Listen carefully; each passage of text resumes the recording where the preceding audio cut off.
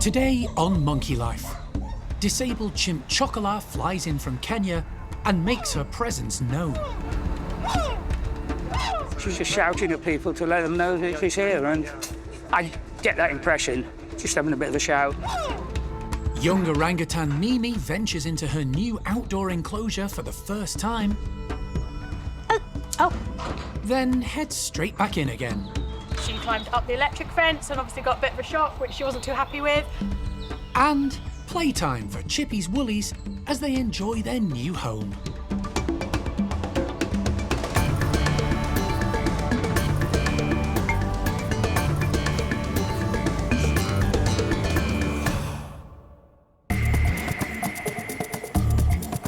Monkey World in Dorset, buried deep in the English countryside, is the largest sanctuary of its kind on the planet.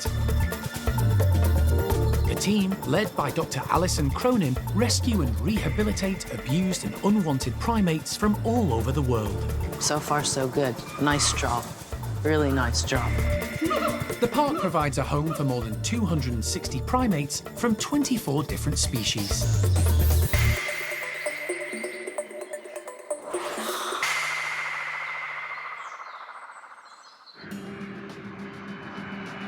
It's early morning at East Midlands Airport, and at the DHL cargo hub, the ground crew are preparing for a very special arrival.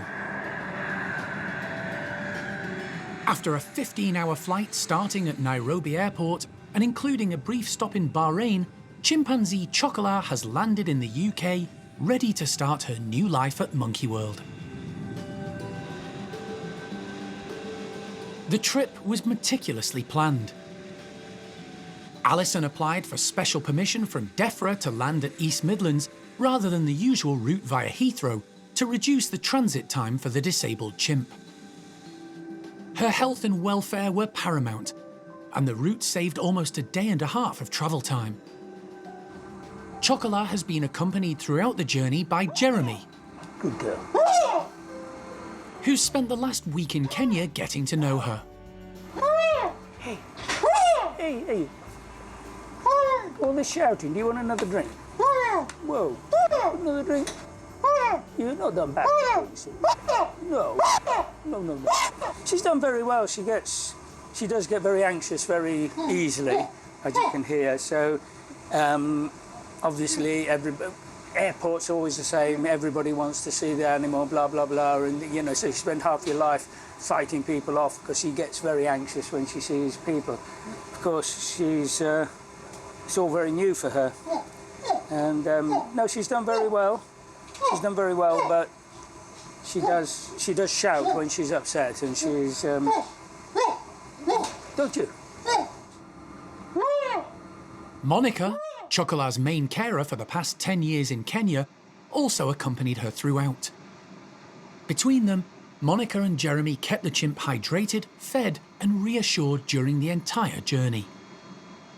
Yeah, she eats and drinks very well. I mean, obviously she gets upset and then she doesn't eat for a while, but overall she's eaten very well, thank you very much. And, I've spoiled her a bit. She bought her own food, some general fruit and stuff, but she's had a couple of bread rolls, and she's had, she had a little Mars bar. But don't tell anybody. Yes, yeah, you don't have to do paperwork, do you? We'll all get shouted at. Will another paper? Not much, maybe a little.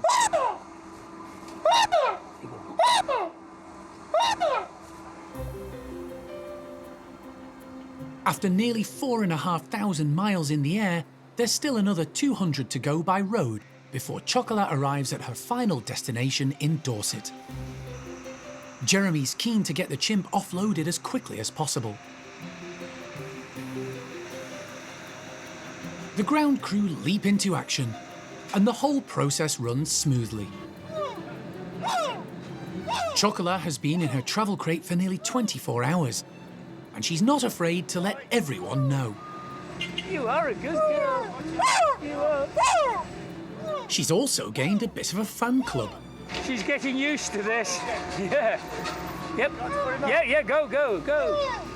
The majority of the paperwork was checked and approved pre-arrival to minimise any delay.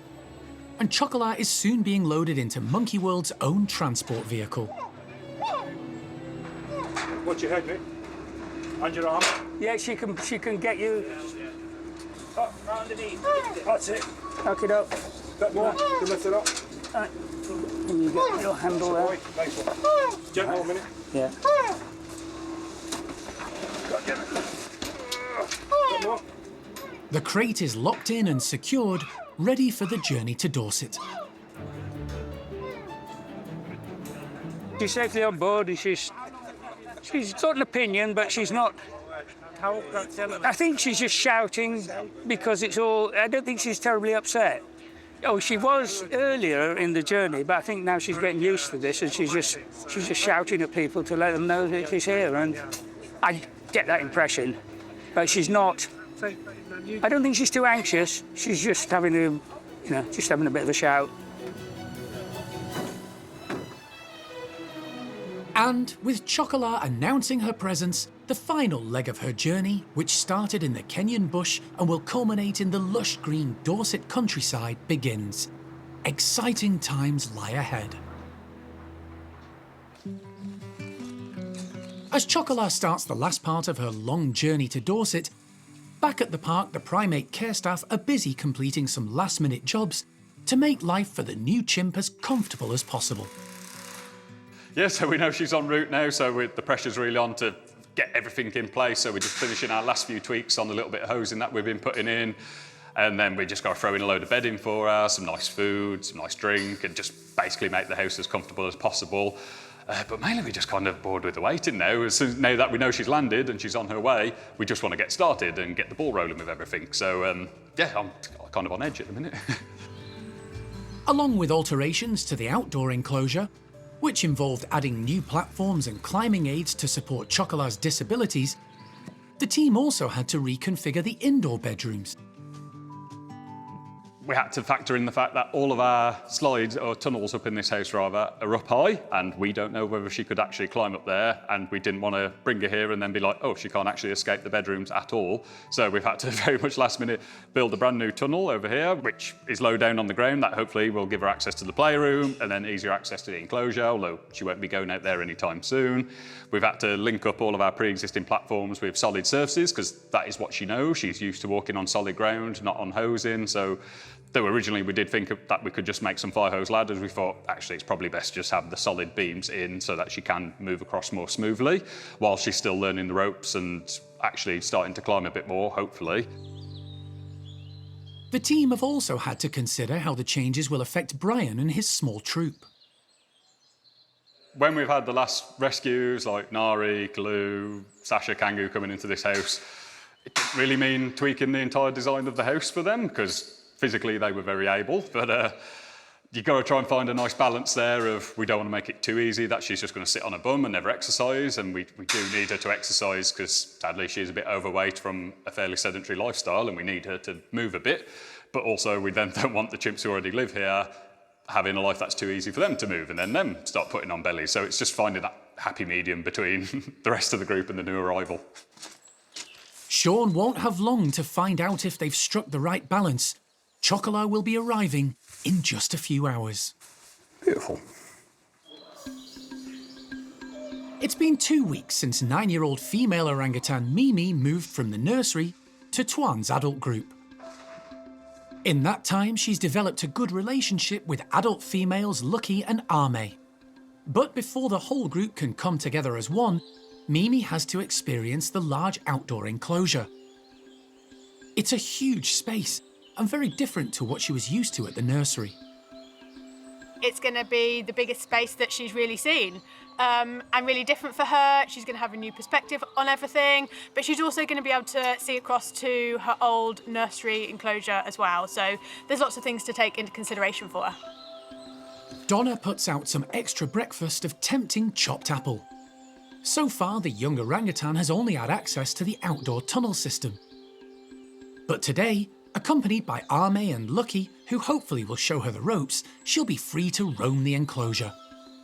Mimi has a lot to learn, particularly when it comes to the electric fence surrounding the enclosure, a deterrent that gives out a harmless shock to stop primates climbing the fencing. We have dialed it down a bit, so if and when she does touch it, she's not going to get as big a shock, but hopefully it will be enough not to sort of put her off not touching it again. We need to make sure that she's not staying outside, she's comfortable going back in and out of the house, she's not hiding away in a corner. And we also want to see her interacting with Lucky and with Arme and going in and out of the house, eating, showing all of those signs that she's nice and comfortable. Donna opens the slide to let the trio out. Arme is first to appear, heading straight for the feeders. A curious Mimi follows her lead, making her way along the tunnel. But then... Mimi inadvertently grabs hold of the electric fence, and rather than letting go, climbs higher. The resulting small shocks are enough to send her scurrying back indoors. Her automatic reaction is to climb up the chain link, which is what she would do at the nursery. But by doing that, she climbed up the electric fence and obviously got a bit of a shock, which she wasn't too happy with. But actually, she's gone straight back in the house rather than running into the enclosure, which is kind of a good thing. Lucky, now outside, goes back towards the house to encourage Mimi out again. Arme is also on hand if needed. A brave Mimi follows Lucky down the tunnel, but she can't resist testing out the electric fence again and gets a small shock. Confused, she heads back to the bedrooms to sulk. It doesn't look like she wants to try again today. Maybe it was just her establishing what part of the fence it was that is electrocuted, but it's definitely put her off going outside. She's now nested back down inside again. So we're going to call it for today. She's experienced going out and seeing the electric fence.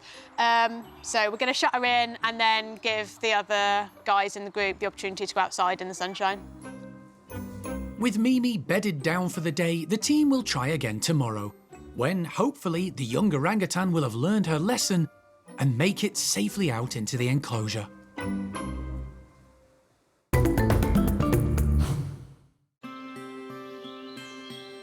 Over the last few weeks, the Woolly Monkey team have been busy reorganizing, moving some of their charges from one troop to another and swapping entire groups between houses. 3 out of the 4 groups were affected by this move, so it's been a big change, and we've created now 2 groups of 5 and a group of 7, all mixed-sex groups. The only group not affected is Lavar's troop of 10. They're a happy, close-knit unit, get on well together, and are experts at raising their young. The 2 groups who did undergo a big change were Chippy's and Manny's, who swapped house and enclosure. Chippy's troop gained a new housemate in the process when Cassius joined them. It means the park now has 2 groups containing only adult woolies. So this is the first time in a long while that we've had 2 adult groups of woolly monkeys with no youngsters in there. So now the cafe group and the barn group, they're all adults now. So we don't see as much playing as we do in the groups when they've got babies and youngsters. And that's just because they've grown up. There is still a bit of grooming, but it's not the same as if you see Chippy's group and Lavar's group that have got those young kids in that are playing and wrestling all the time. It's very different behaviours we see. Chippy's troop are loving the additional space in their wonderful natural outdoor enclosure, enjoying the extra room for play and fun. There are now 7 individuals in the group. Along with Chippy is his second-in-command, Zavi. Female Ava and her 2 children, Catalina and Zena. And they've been joined by Enya and Esme. The 2 young females have been readily accepted into the fold. Moving and swapping individuals and groups is something the primate care staff do every so often to maintain harmony amongst the woolly monkeys. A lot of thought and planning goes into the operation, and it's rewarding when it all pays off. All the moves are done, everyone's been together for a little while now, and certainly some of the issues we were seeing before have resolved. There may, obviously, in time be more issues, but that's working with animals, that happens. So we just need to obviously keep a very close monitoring on all of our groups, as we do anyway. But yeah, currently at the moment, touch wood, everyone is in a group they seem very settled in and content in.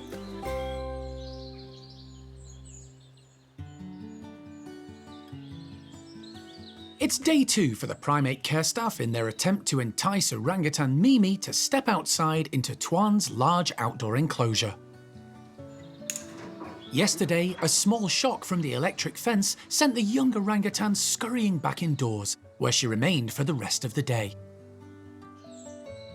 This morning, primate care staff member Lee is checking the fence to make sure all is safe for Mimi when she ventures out again. I'm just making sure there's no damage being done from her climbing and pulling on them. The enclosure's been checked. Fence here where she was is fine, so yeah, ready to go again. Like yesterday, Ame and Lucky will be there to keep Mimi company, offer support, and help her overcome her fears. They're really used to it, so hopefully if she watches them and sees how they move around and realises it's not a big deal and that they're not panicking or upset about anything, then hopefully she'll figure it out and yeah, she'll be able to go out in the sunshine today. Good morning, ladies. Katie opens up the slide and the 2 older females quickly head through, eager to see what's for breakfast. But there's no sign of Mimi.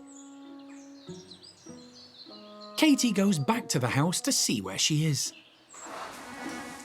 Right, hello, princess. Yesterday's misadventure is still fresh, and it seems to be keeping Mimi indoors. I'm going to go offer her some juice outside, see if she wants to come at least sit in the tunnel and have a look around. Do you want to come outside? Katie hopes the offer of juice will persuade the young orangutan to at least sit near the entrance to the enclosure. Want some? Oh, May, you come in. To give Mimi some extra encouragement, Lise cuts some fresh browse and throws it into the enclosure. Lucky is already tucking in. You're thinking about it, aren't you? She is. Mimi is starting to regain her nerve. She keeps going right up to the end of the tunnel now, so yeah, hopefully it won't be much longer. She's definitely showing a lot of interest. She's clearly tempted by the lure of the enclosure. Then she summons up the courage. Oh, good girl. Very brave. And just like that, she's off. Heading straight for the climbing frames. Yeah, it's exciting. And she's gone out really nicely and calmly. She's gone straight to the climbing frame, which is much better. It's very different to her former home at the nursery, but she's undaunted, climbing and exploring everywhere. It's a success for the primate care staff whose patience has paid off and means Tuan's group can come back together in the hope their extra member will help them reintegrate and bond. Following a 5-hour journey from East Midlands Airport, the van bringing chimpanzee Chola to her new life in Dorset has arrived at the park. The primate care staff who'll be taking care of her are excited to get their first glimpse of their new charge. And Alison is on hand too. Hi, you. Chola has been accompanied all the way from Kenya by animal director Jeremy, along with Monica, who has cared for Chola for more than 10 years and will help her settle in.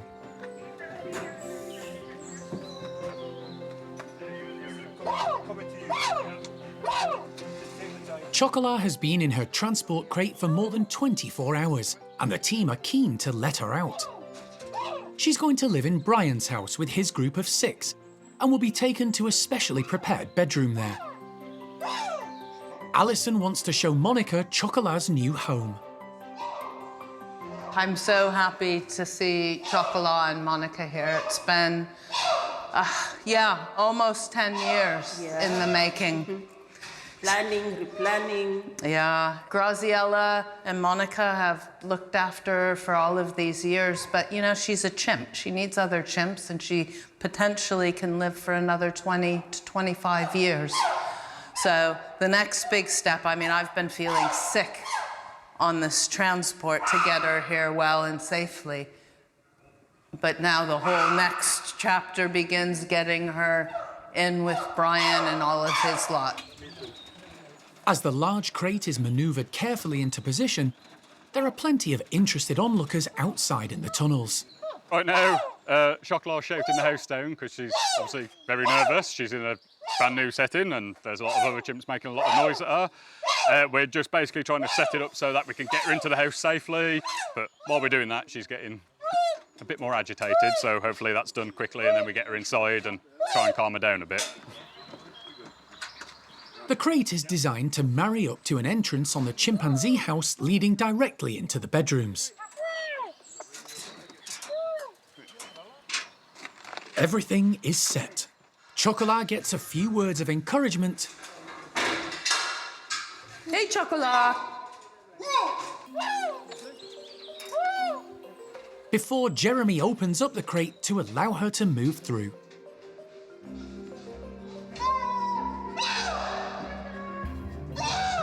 Good girl!